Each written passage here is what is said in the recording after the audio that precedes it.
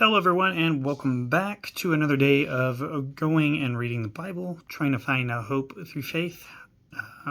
It's been a wild couple days, or a week, I should say. Every day it seems like something's testing me more and more, but I'm still here, so that's good. Seems like the more that I'm doing this and diving in, the more I get tested. So let's keep up the work, and yeah, again, my name is Daniel, and we're going to go through the Bible and kind of comment on things as I see them. I am in Exodus 39:21. It seems like we're getting to the end of Exodus. Yep, and we're getting into Leviticus will be the next one. So, yeah, so let's get to it. And so last time I was here, they were making all the stuff for whatever God required, which would be like all the tabernacle, the Ark of the Covenant, and all the robes and things. So we're kind of just getting back to that. All right. They made onyx stones set in gold filigree, and they were engraved with signets, with the names of the 12 tribes of the sons of Israel. And he put them on the shoulder pieces of the ephod to the memorial stones for the sons of Israel, just as the Lord had commanded Moses. Bezalel made the breastpiece, the work of a skillful craftsman, like the workmanship of the ephod, of gold and blue and purple and scarlet fabric and fine twisted linen. It was square. They made the breastpiece folded double, a handspan long and a handspan wide when folded double. And they mounted 4 rows of stones on it. The first row was a row of ruby, topaz, and emerald. And then the second row, a turquoise, sapphire, and diamond. And the third row, a jacinth, an agate, and an amethyst. And the fourth row, a beryl, an onyx, and a jasper. They were mounted in settings of gold filigree. The stones corresponded to the names of the sons of Israel. They were 12 in all, corresponding to their names engraved like a signet, each with its name for the 12 tribes. And they made on the breastpiece twisted chains like cords of pure gold. They made 2 settings of gold filigree and 2 gold rings, and put the 2 rings on the 2 ends of the breastpiece. Then they put the 2 twisted cords of gold in the 2 rings of the ends of the breastpiece. They put the other 2 ends of the cords on the 2 filigree settings, and they put them on the shoulder pieces of the ephod at the front of it. They made 2 rings of gold and put them on 2 ends of the breastpiece, on its inner edge, which was next to the ephod. Furthermore, they made 2 other gold rings attached to the bottom of the 2 shoulder pieces of the ephod at the front of it, close to the place where it is joined above the woven sash of the ephod. They bound the breastpiece by its rings to the ephod with a blue cord, so that it would lie on the woven sash of the ephod, and so that the breastpiece would not come loose from the ephod, just as the Lord commanded Moses.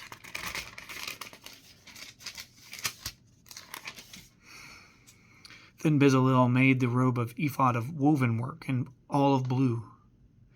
It was an opening for the head in the middle of the robe, like the opening in a coat of armor, with a hem around it, so that it would not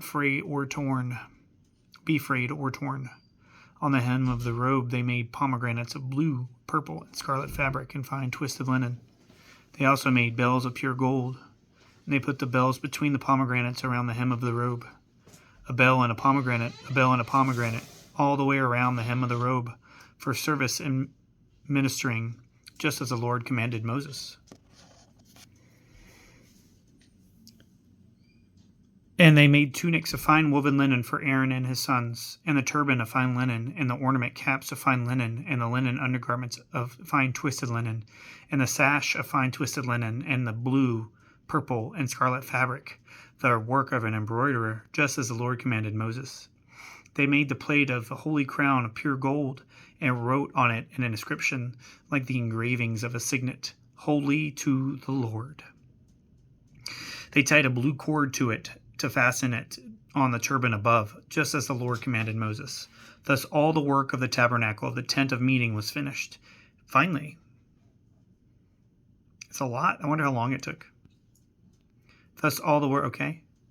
And the Israelites did according to all that the Lord had commanded Moses. This is what they did. They brought the tabernacle to Moses for him to inspect the tent and all its furnishings, its hooks, its frame boards, its bars, its support poles, its sockets or bases. And the covering of ram skin dyed red, and the covering of porpoise skins, and the veil of the screen, the ark of testimony, its carrying poles, and the mercy seat, the table and all its utensils, and the bread of the presence, the pure gold lampstand and its lamps, with the lamps placed in order, all its utensils, and the oil for the light, the golden altar, and the anointing oil for the fragrant incense, and the hanging veil for the doorway of the tent, the bronze altar and its grating of bronze, its poles and all its utensils, the basin and base, the curtains of the courtyard, its support poles and sockets, and the screen for the courtyard gate, its cords and pegs, and all the utensils from the service of the tabernacle for the tent of meeting, the finely woven garments for serving and ministering in the holy place, the garments for Aaron the priest, and the garments of his sons to minister as priests. So the Israelites did all the work according to all that the Lord had commanded Moses. And Moses carefully inspected all the work, and behold, they had done it, just as the Lord had commanded. So they had done it, so Moses blessed them. Then the Lord spoke to Moses, saying, On the first day of the month, Abib, you shall set up the tabernacle of the tent of meeting. You shall place the ark of testimony there. You shall screen off the ark with the veil. You shall bring the table and arrange its settings. You shall bring the lampstand and mount and light its lamps. You shall set the golden altar of incense in front of the ark of testimony and put the veil at the doorway of the tabernacle. You shall set the altar of burnt offering in front of the doorway of the tabernacle of the tent of meeting. Moses was not able to enter the tent of meeting. Let's see. Nope, got another page. Let's go back a little bit. You shall set the basin between the tent of meeting and the altar, and put water in it. You shall set up the courtyard all around, and hang up the screen for the gateway of the courtyard. Then you shall take the anointing oil and anoint the tabernacle and all that is in it, and consecrate it and its furniture, and it shall be holy. You shall anoint the altar of burnt offering and all its utensils, and consecrate the altar, and the altar shall be most holy. You shall anoint the basin and its base, and consecrate it. You shall bring Aaron and his sons to the doorway of the tent of meeting, and wash them with water. You shall put the holy garments on Aaron, and anoint him, and consecrate him, that he may serve as a priest to me. You shall bring his sons, and put tunics on them. You shall anoint them just as you anointed their father, so that they may serve as priests to me. And then their anointing shall qualify for them for everlasting priesthood throughout their generations. Thus Moses did, in accordance with all that the Lord had commanded him. So he did. Now it happened on the first day of the first month, in the second year after the exodus of Egypt, that the tabernacle was erected. First day of the first month in the second year. So I guess this was, I assume we're getting into after like further towards modern times, but it didn't say how long it took to build the stuff. It just said, first day of the first month in the second year after Exodus from Egypt, that the tabernacle was erected. Moses erected the tabernacle, laid its sockets, set up its boards, put its bars, and erected its support poles. He spread the tent over the tabernacle and put the covering of the tent over it, just as the Lord had commanded him. He took the testimony, the stones inscribed with the 10 Commandments, and put them in the ark of the covenant, and placed the poles through the rings of the ark, and put the mercy seat on top of the ark. Moses brought the ark into the tabernacle and set up a partition for the screen, and screened off the ark of the testimony, just as the Lord had commanded him. Then he put the table in the tent of meeting on the north side of the tabernacle, outside the wall. He set the bread of the presence in order on it before the Lord, just as the Lord had commanded him. Then he put the lampstand in the tent of meeting, opposite of the table, on the south side of the tabernacle. Moses mounted and lighted the lamps before the Lord, just as the Lord commanded him. He put the golden altar of incense in the tent of meeting in front of the veil. He burned fragrant incense on it, just as the Lord commanded him. Then he set up the screen as the doorway of the tabernacle. He set the altar of burnt offering before the doorway of the tabernacle of the tent of meeting, and offered on it the burnt offering and the grain offering, just as the Lord commanded him. He placed a basin between the tent of meeting and the altar, and put water in it for washing. Then from it Moses and Aaron and his sons washed their hands and feet. When they entered the tent of meeting, and when they approached the altar, they washed, just as the Lord had commanded Moses. Because if not, they would have died, evidently. And he erected the courtyard all around the tabernacle and the altar, and hung the screen at the gateway of the courtyard. So Moses finished the work. Then the cloud covered the tent of meeting, and the glory and the brilliance of the Lord filled the tabernacle. See, just like he said he was going to do, just like the Lord said he was going to come and be with you, he did. Moses was not able to enter the tent of meeting because the cloud remained on it, and the glory and brilliance of the Lord filled the tabernacle. I bet he wanted to see, like, the end result, what was going on. In all their journeys, whenever the cloud was taken up from over the tabernacle, the Israelites would set out. But if the cloud was not taken up, then they did not journey on until the day when it was taken up. For throughout all their journeys, the cloud of the Lord was on the tabernacle by day, and there was fire in it by night, in the sight of the house of Israel. And that is Exodus, my friends. So we're getting into Leviticus. It's third book of Moses. Let's get into it. The Lord called to Moses and spoke to him from the tent of meeting, saying, "Speak to the children of Israel and say to them, when any of you brings an offering to the Lord, you shall bring your offering of animals from the herd or from the flock. If this offering is a burnt offering from the herd, he shall offer a male without blemish. He shall offer it at the doorway of the tent of meeting, so that he may be accepted before the Lord. He shall lay his hand on the head of the burnt offering, that it may be accepted for him to make atonement on his behalf. He shall kill the young bull before the Lord, and Aaron's sons, the priests, shall present the blood and sprinkle the blood around the altar that is at the doorway of the tent of meeting." Okay, so a question here is, if thou shalt not murder, is it like that shall not murder, but we're murdering bulls? Murdering bulls. So I don't know what's the difference between like this, sacrificial death, or murdering. I guess murdering would be people. I assume people that are not people, I don't know, people that are not you or your family, or maybe they are, I don't know. Then he shall skin the burnt offering and cut it into pieces. The sons of Aaron, the high priest, shall put fire on the altar of burnt offering and arrange wood on the fire. Then Aaron's son, the priests, shall arrange the pieces, the head of and the fat, on the wood which is on the fire that is on the altar. But he shall wash the entrails and its legs with water. The priest shall offer all of it up in smoke on the altar as a burnt offering. It is an offering by fire, a sweet and soothing aroma to the Lord. So he likes burnt things, crispy burnt things. But he shall wash his entrails. Let's see. Okay. But if his offering is from the flock of sheep or of the goats as a burnt offering, he shall offer a male without blemish.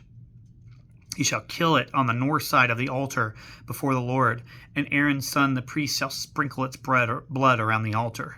He shall cut it into pieces with his head and its fat, and the priest shall arrange them on the wood which is on the fire that is on the altar. But he shall wash the entrails and legs with water. The priest shall offer all of it, and offer it up in smoke on the altar. It is a burnt offering, an offering by fire, a sweet and soothing aroma to the Lord. But if his offering to the Lord is a burnt offering of birds, then he shall bring turtle doves or young pigeons as his offering. The priest shall bring it to the altar and wring off its head and offer it up in smoke on the altar, and its blood is to be drained out of the side of the altar. So it's like you got to wring the neck of the pigeon.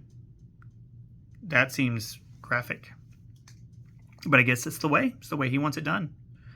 He shall remove his crop with its feathers and throw it next to the east side of the altar in the place for ashes. Then he shall tear it open by its wings, but shall not sever it. And the priest shall offer it up in smoke on the altar, on the wood that is on the fire. It is a burnt offering, an offering by fire, a sweet and soothing aroma to the Lord. When anyone presents a grain offering to the Lord, his offer shall be of fine flour, and he shall pour olive oil over it and put frankincense on it. He shall bring it to Aaron's son the priests. Out of it he shall take a handful of the fine flour and oil with all of its frankincense, and the priest shall offer this up in smoke on the altar of burnt offering as a memorial portion of it.